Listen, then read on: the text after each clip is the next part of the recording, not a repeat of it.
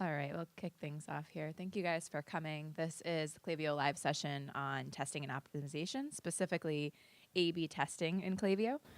And we're here today with Amelia, who is our marketing operations manager, and Chris, who is one of our product experts. They're going to be taking you through some components of our A/B testing. That way you can go home, you can use it here to enhance your marketing strategy. So help me here in giving a round of applause to Amelia and Chris. All right, hey guys, welcome. So how many people here have ever run an A/B test? Okay, so most of you, that's great. So this session is really gonna kind of give you some tools that you need to succeed to take it to the next level. And for those of you who haven't, we're also gonna be focusing on kind of how to get yourself set up for success. So if you haven't run an A/B test before, this will still be useful. Thank you. So as Alex said, I'm Amelia. I'm our marketing operations manager here at Klaviyo. One of the things I love about my job is it's this really cool intersection between data and people. So I get to spend a lot of my time looking at data in order to help people, which is pretty cool. And I am Chris, as Alex said. I'm a product expert here at Klaviyo. I'm on the support team. I chat live all day, probably with some of you in the room, and that is my favorite part about being at Klaviyo because I get to help you with your day-to-day issues and making your days better, hopefully. All right, so we're going to be talking about A/B testing. So we're going to start with a little bit of an introduction. Then we're going to be going into some organization and frameworks to really get yourself set up for success. Then we'll be looking at some Klaviyo customer examples, real A/B tests that people have done before. Then Chris is going to walk us through in the product how you actually set up some tests in both campaigns and flows. And then, of course, we'll end with some Q&A. So if you can keep your questions to the end, that would be great. How many of you went to the earlier session on A/B testing? Okay, not that many of you. Well, this is a really kind of practical, hands-on deep dive. So we're excited, and we're going to get started. Okay, so what is A/B testing? It's basically when you have two versions of something, and you're showing it to a subset of the same population, so you can get a sense of how that population responds to your marketing. A/B testing is a really great tool for marketers because other than your time, it's essentially free. You can just create variations. It's also something you can almost see as a little bit of a customer survey because you're getting your customers' input on how your marketing is going, what they want to click on, how they're responding. And it's something that you can not only use in your email, but if you know, you test 2 images and your audience really clicks on one of those images, that's an image you could potentially start using in social or on your website because you know that's the kind of marketing your customers are engaging with. And so it's something that you can use in email but really expand to your marketing overall. So next we're going to talk about some frameworks, some organizational tips to really just make sure that you're set up for success when you're A/B testing. So what do you need to get organized? You need some sort of record. You need a single place of truth that you can just go back to and be like, okay, these are all the things I've tested. These are all the things I'm going to test. There are 6 things that you want to have in your record, and we're going to go through what those are. So what does this look like? So this is actually modeled off of the record that I use when I do our A/B testing at Klaviyo. I've used it at pretty much every marketing company I've ever worked at, or every marketing team I've ever worked on, all sorts of ESPs and marketing automation platforms, because you just want one place that you can really go back to and be like, what tests did I run? What am I want to do next? What kind of metrics was I looking at? What are the things I tested? And just really have that one place to go back to. So the first thing you want to do is you want to have a test status. You want to know, is this a test I've already run? Is this a test I'm currently running? Or is this a test I want to run in the future? Now you might think, okay, but when I run a test, then it's done. Why do I need to know that I'm currently running it? Well, if you're doing a flow, it might take a little bit to get enough people through your flow in order to know one variation is better than the other. But the last thing you want to do is set a test live in a flow, forget about it, come back to that flow 6 months later and say, oh, right, I was running an A/B test. Wow, this variation is doing much better. I could have been making a lot more if I'd actually remembered to switch it over to that variation a couple months ago. So it's really just a good thing to be able to come back to see and say, oh, right, these are the tests I'm running, and that sort of thing. So the next thing you want to do is, what's the test you're actually running? So rather than having to kind of go back through your system and say, what does the test actually look like? If you just have it in this one record, you can just quickly go and say, oh, right, in the second email in my welcome series, I am doing an image test, Or I look at one that's just a picture of my product, and one is a picture of someone using my product. And then you say, okay, right, that's what my test was. That's where I had it. It's just right here. You can go back and you can reference it. It also is helpful, maybe your manager comes to you and they're like, what have you been testing lately? And you're like, well, look at my beautiful spreadsheet with all of the tests that I've been running. And you can really kind of get into that detail very quickly. So the next thing you want to do is have a hypothesis. This is usually a step where people are like, I don't need a hypothesis. I'm just doing a test. Like, this is just an email subject line. But the thing is, like, when you're writing an A/B test, an email and whatever, you know which one you think is going to do better. Like, you write both variations, but you're like, you know what? A really, I think A is going to get me more opens, or B is going to really have more clicks. And so if you write that down ahead of time, then you can really say, okay, is what I think happening in my marketing actually happening? Is the way that I think customers are responding to the kind of messaging I'm coming up with actually how they're responding?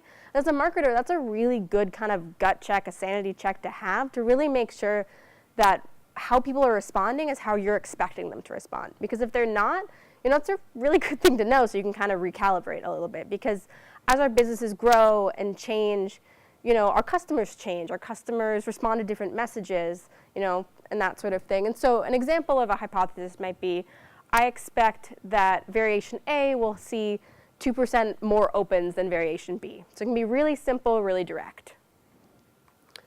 Okay, the next thing you need is a success metric. You want to be really clear up front, what is the metric that you're evaluating your test on? Let's say you send 2 variations and you're like, oh man, the open rate of A was better than B, but you were testing calls to action in your email content. So cool, one somehow had more opens than the other, but probably really didn't have anything to do with your call to action test, since they wouldn't have even seen those call to actions when they opened the email.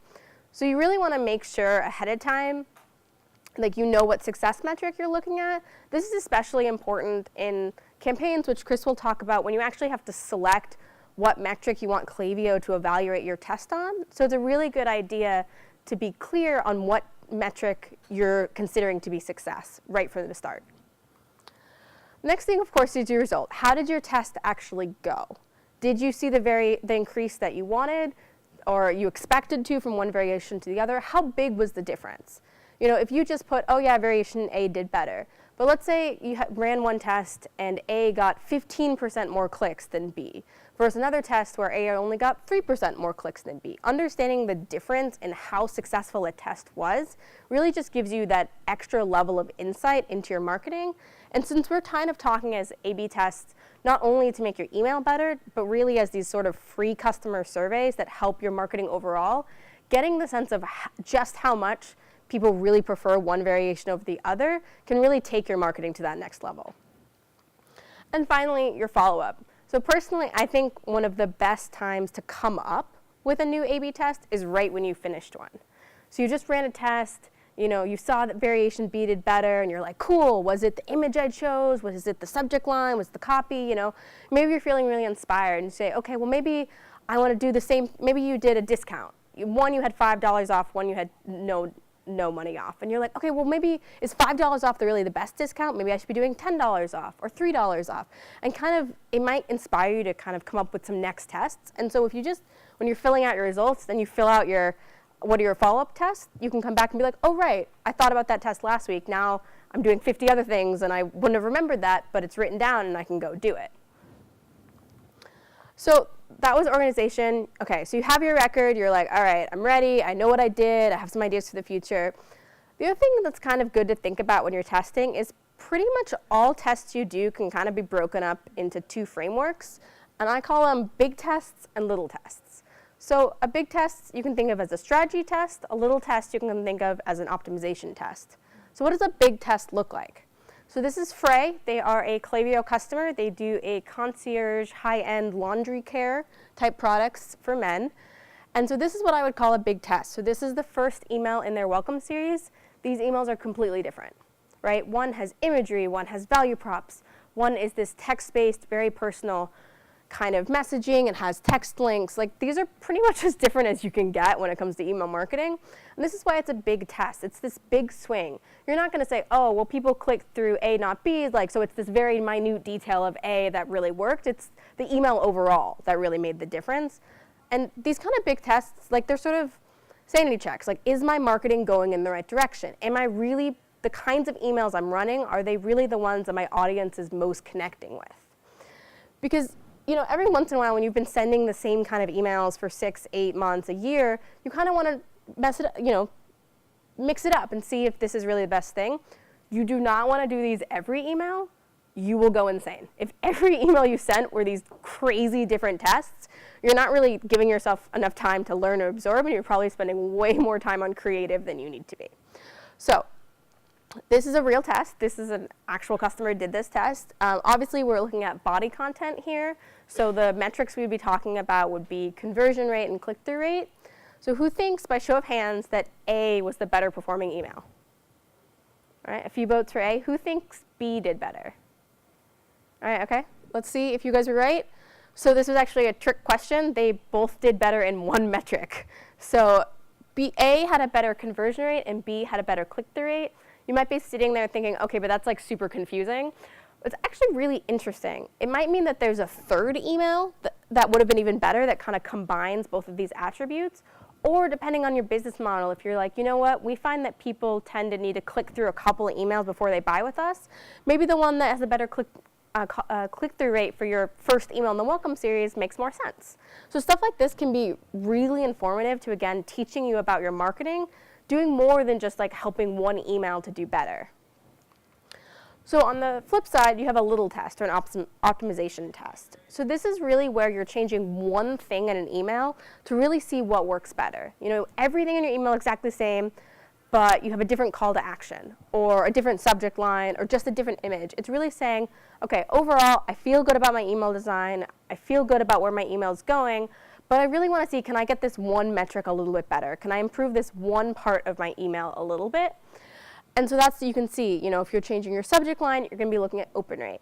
If you're changing your email content or your call to action, you're going to be looking at click-through rate, conversion rate. You know, if you're adding a discount code, you might be looking at revenue per recipient or revenue overall. And it's really that place where you want to make sure the one thing you're testing matches up with the one or maybe two metrics. All right, so now we're going to go into some more examples. I promise none of these are trick examples. They all do actually have one winner. So the first up is Redline Steel. Redline Steel is these are all Klaviyo customers. They sell home decor that's like steel products. This is a test from their abandoned cart flow. These emails are cropped, but I can promise you the bottom of the email was pretty much the same. So this is really obviously an image test, right? They're testing these two different images, which are making more people want to click, want to convert. And again, this is something that's really useful for them to know, not only for this test, but if they know, okay, one of these images is way more popular than the other, maybe that's the kind of images we should be using in social or on our website or in other things where we have imagery. And that way it can be really kind of used as sort of a free customer survey. So by a show of hands, who thinks A got more clicks? All right, who thinks B got more clicks? All right, you can't vote twice, one hand per vote. In this case, it was A. So A had a higher click-through rate and a higher conversion. So again, this is really good feedback for this company because they're like, all right, maybe we kill the kind of images that look like B. Maybe we just take that guy out of our pictures totally. Who knows? All right, so this is another Klaviyo customer. It's a watch company. So this is a subject line test. You can see the body of the email is the same. And what they've done here that I think is really great in subject line testing is they're playing with tone. Subject lines, you don't have a lot of space, right? It's just a sentence, you know, a couple of words. So one thing that's really powerful to do in subject line testing is really play with tones. You can use direct, suspenseful, you know, they have this like kind of urgent today only versus this huge, super exciting news, you know, and you can really kind of really drive home different tones and kind of see what your audience engages with. And that can, again, be really useful in writing more subject lines because if you know there's certain kind of tones that your audience responds to, you can continue to write in that same style. So we're looking at subject lines. We're going to be talking about open rates. Who thinks that A had more opens? Who thinks that B had more opens? Okay, we're pretty split on this one, but B is our winner. Now, if I was at this company, would I take this test and be like, I'm going to write all of my emails from now on in that tone? No, definitely not. A few of you were shaking your head at me. That's good. That's the kind of response I want. But no, but would you maybe consider writing more emails with that tone, especially product-based emails? You know, maybe. It might be a good thing to kind of continue to test, to continue to think about, because you know this is working. So why not use that in other places? All right, so this is our last customer example. This is Blush and Bar. They are a Klaviyo customer that sells jewelry. So this is kind of a combo between an image and a content test. They both have a discount, but email A really is short and sweet. Take $5 off, here's your code. B has an image of someone making a ring and has a little bit more information about how to know how to size your hands for rings, which you've ever tried to do. It's surprisingly complicated. So they make that like really simple, and they also have the discount, but it's got kind of a different call to action.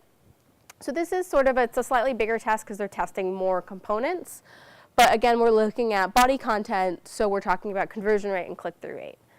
So who thinks A performed better? Who thinks B performed better? Okay, still kind of split. So this one, B was the winner. Now, of course, there are a few different things going on here. So we're going to actually take a minute and do what we call a pair and share. So I'm going to ask you guys to pair up with someone in the room.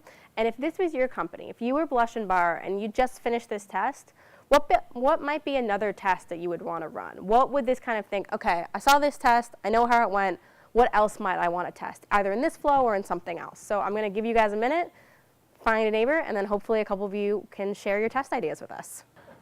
All right, so can I get a few, does anyone want to volunteer and share with the group what kind of tests you came up with? Anyone? Anyone?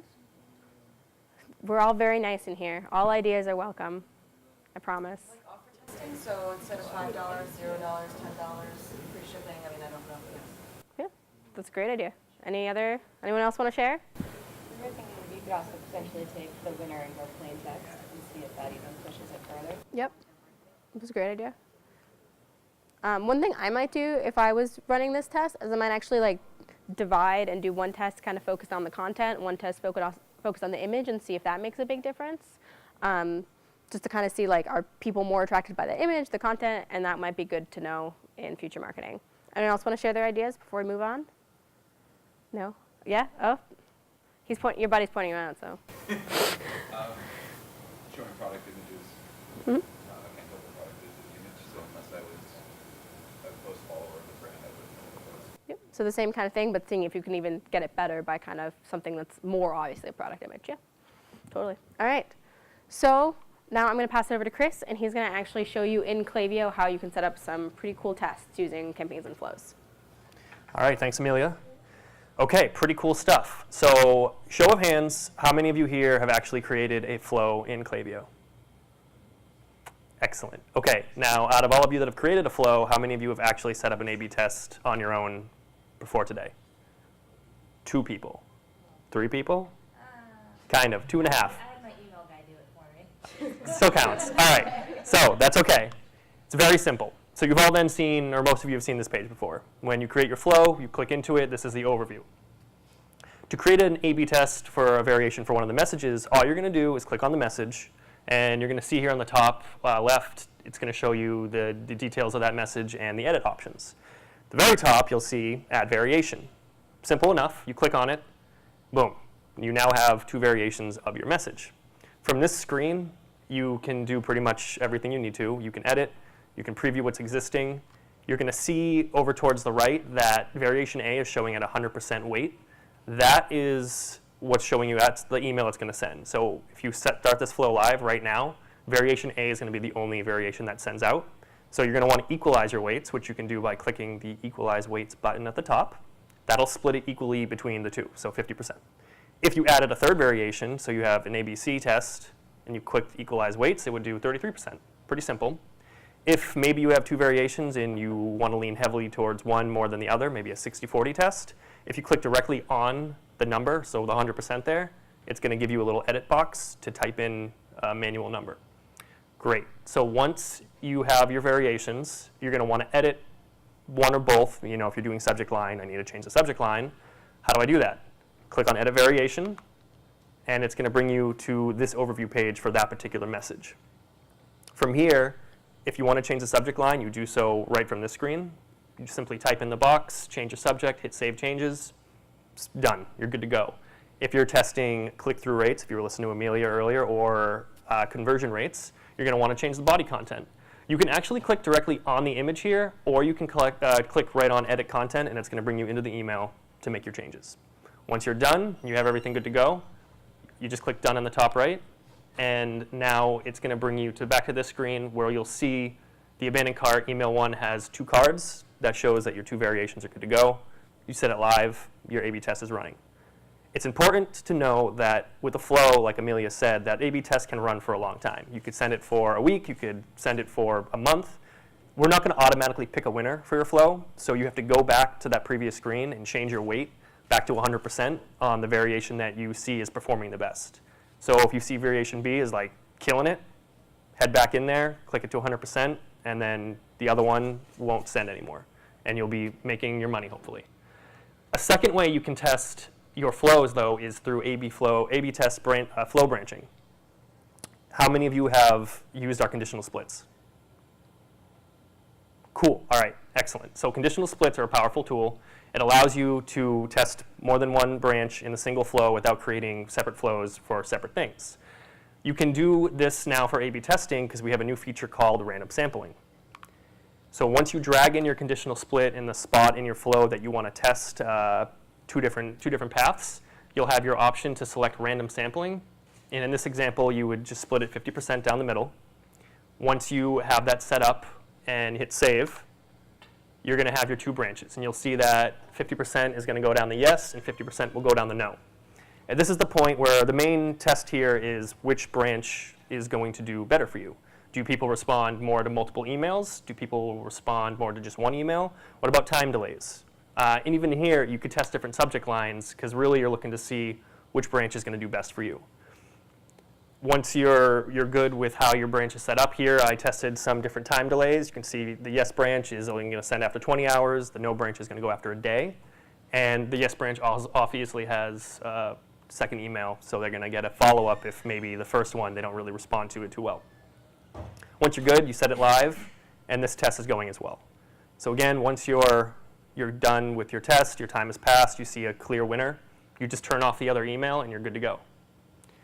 Now, this is flows.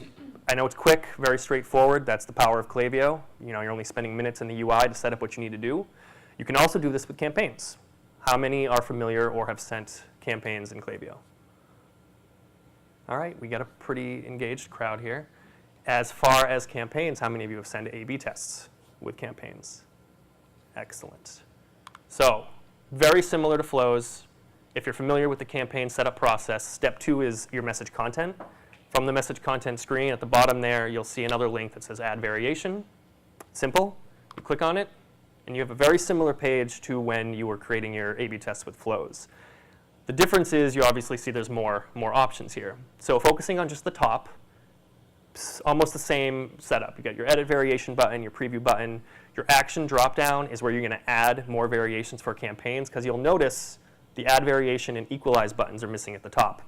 This is because with the campaign, you're sending that one time. It's going out once in bulk. It's not going to send for a week or a month like a flow would. So we automatically split the weights for you, and those are static. You can't change those. And as far as variations, generally with a campaign, most people are sending an A/B test. If you have a larger list, you might be sending an ABC test. But if you click on the actions dropdown, you can clone the current variation or delete the variation if you don't think you need it. Moving on from there, you're going to want to set up your percentage of your send. So this is important because if you have a large list, say, 2,000 profiles, you can send it to a lower percentage because you're going to have enough recipients where you're going to get actionable data for Klaviyo to pick a winner. If you have a smaller list, like 200 recipients, you're not going to want to send that to only 20% because that winner that gets chosen isn't going to be valuable information. So you'd want to set that to like 100% for a smaller list, and that'll give you enough data to choose a proper winner. Once you've set the percentage, how long is your test going to run? We default it to 6 hours. We think it's a pretty good time. It's a nice average time. Most people use it. Depending on your test or the size of your list, you might want it to run for 8 hours or maybe 4 hours. It's totally up to you. You have that freedom. You just want to make sure it runs for the proper amount of time. And lastly, back to Amelia's points, is how is Klaviyo going to pick the winner? What are you testing? If you're working on subject line, you're going to want to look at open rates. If you're working on body content, you're going to want to look at unique clicks. This is important because Klaviyo with campaigns will automatically pick your winner. If variation A runs for the 6 hours and is running solid, we're going to automatically look at that open rate. We're going to select that as the winner, and we're going to send the remainder of your list, so the last 80%, to that particular variation. I'll automatically set it and forget it. Now you're saying, cool, this is all great. Is there any other way I can A/B test my campaigns? Yes. We have a new feature where you can test by send times. This is a little different, less settings. If you click on the bottom to switch to test send times, it's going to remove all those other test settings and is just going to give you some date and time options at the top. You can see I set it to tomorrow at 9 a.m. for variation A and 1 p.m. for variation B. That is your test. Use the same template. Don't edit the variations. You don't want to test anything else other than the day and the time, because there is no winner. There's no percentage of the list being sent to. Your whole campaign is going to send variation A at that time and variation B at the other time. Whichever one does better when you get the results, that's so you know, oh, I sent variation B at 1 o'clock tomorrow. People really open emails at 1. I got a lot of click-throughs. I got a lot of conversions here. Way more than 9 o'clock. That's your test. Both with the same email, but for whatever reason, people are more active at 1. So in the future, now you can leverage this with other campaigns. You know, Saturday afternoon, people are hanging out, checking out your marketing. And that's A/B testing. That's how you set it up. Again, Klaviyo is a powerful tool. You don't have to spend too much time in the UI, but once you have it set up, you're good to go. And I'm going to pass it back to Amelia to wrap it up. Yep. All right, so we've thrown a lot of information at you guys today, which hopefully is a good thing. So I'm just going to go over a couple of kind of key takeaways from this session. So if you're like, you leave here and you remember nothing else, here are the 5 things I hope you do remember. So 1, you want to have some sort of written record to stay organized. Just having a single source of truth can just make the whole A/B testing thing cleaner, easier, and a lot simpler to manage. Have a hypothesis. It really is just good to kind of be checking against what you think your audience is going to respond to and how they actually respond. You want to think about doing a big or little test. Again, you don't want to do big tests all the time. You're going to drive yourself nuts. But you want to think about, am I just looking at my email strategy overall, or am I trying to make a small tweak and really optimizing for a single metric? Speaking of those metrics, you want to make sure they match your test, especially as Chris was saying for the campaign test, when you have to select in Klaviyo what metric we're going to evaluate your test on. You really want to be clear on selecting the metric that actually matches what kind of thing you're testing. And last, you just want to keep testing. Testing is an iterative process. It's not like you send one A/B test, then you're like done with testing forever. Like, this is something that's going to be ongoing as you continue to send emails, as you continue to do marketing. And so it's important to kind of keep thinking about it, keep it in the back of your mind. It's always sort of a free, powerful tool that you can use. All right, and now we're going to go into questions. So if anyone has questions, probably just stand up and say them, because it's pretty quiet in here. So I think we'll be able to hear you as long as you project. So anyone have questions? Yeah, go for it. How many times would you recommend them testing hypotheses before you actually say this is actually? Yeah, I think one depends on the size of your list. So if you're sending if you have a huge list and you're sending a lot of people, and you have enough data to show that they're really, really different, like 7 versus 5, not like 5.1 to 5.2, I would say probably like 2 or 3 times you can be pretty sure that it's not a coincidence. If you have a much smaller list, it might take a little bit longer before you're like, okay, this isn't just some subset. It also, like, the same hypothesis might have different results in like different populations. So when you're sending to your VIP customers versus first-time buyers, the kind of messaging they respond to might be slightly different, which is another thing to definitely think about how you're testing and what you're testing. I have one more question. Yeah. Kind of ties to that, but, Yeah. So at what point is like your audience size like too small for you to like use that testable feature, or really test them in the rest of it? Yeah, I mean, I would say really if you have under like 500 people in an email, it's kind of hard to really know that like they're going to be enough different and it's not just kind of a coincidence. That would be, I mean, you'll find, if you Google that question, you will find literally everyone has a different opinion on it. Personally, I think like 500 is kind of a safe bar. It's enough people to feel like you're going to get enough data to have a result. Any other questions? Yes. Can you test send times and flows? Chris. Yeah, no, not yet, because the nature of flows, they trigger based on your customer's activity. So you can't really set up a time. The time delay in the flow is really what you're testing the times. So if somebody enters your flow based on placing an order, you have how long do you wait to send the email? That's kind of the timing there. Yeah. So the short answer is no. I was just thinking welcome series, like having a customer service follow-up email during like business hours and testing that might make sense. I mean, you can definitely play with how long, like if you send it half an hour versus like 3 hours, that would probably be the more useful thing. And then how sensitive is the picking the winner? Because I've done a lot of A/B testing where the difference is so tiny that it's kind of like, is this even statistically relevant? And so for me, is there like any feature maybe in development to actually have it where we're not seeing a statistical difference yet, so we're not going to pick a winner at this time, and we're going to keep testing? So with campaigns, that's kind of that is the $1 million question, but we'll pick a winner if it is, like, whatever is, as soon as it's over that threshold of it not being 50-50, the winner is going to go in that direction. Yeah. And then I believe that if you're sending a campaign where, for whatever reason, and I'm not saying this happens to any of you or this will even happen, if there's zero data, no one's doing anything, I think it's just going to default to A. That being said, the testing period, that's where kind of that comes in. So if you're only going to send the test for 2 hours, and yeah, maybe the difference is like 2%, your testing period might not have been long enough. So then you would set it next time to 6 hours or 8 hours. Maybe you need a longer testing period for your particular send. With flows will end, they'll send endlessly until you pick the winner yourself. So you don't have to worry about that with flows. And I think it's a good thing to note too, like if you have a flow live, you've been sending it for like a few weeks, you have a couple hundred, couple thousand responses, you're not really seeing much of a difference. Like there is a certain point where like you're probably not going to see much of a difference. So you want to kind of find that balance of like, I want to wait to make sure I get enough data to feel like I can compare statistically, but at a certain point, like it's not like if you run something forever, eventually you'll have a winner, because there are tests that like they just won't. And I think it's good to be aware of kind of that balance, especially on the flows where you kind of have to decide which one you think is doing better. And at that point, that's when the optimization tests, your little tests, come into play. This test I thought was good. We're going to document that, the outcome of this, and then what am I going to tweak next to see if I can get a bigger difference. Any other questions? A question I get a lot that I just want to share with you is I get a lot, and I get this from some of our account managers when they're talking to clients, is like, should I test every email I send? And I think the answer to that is it really depends.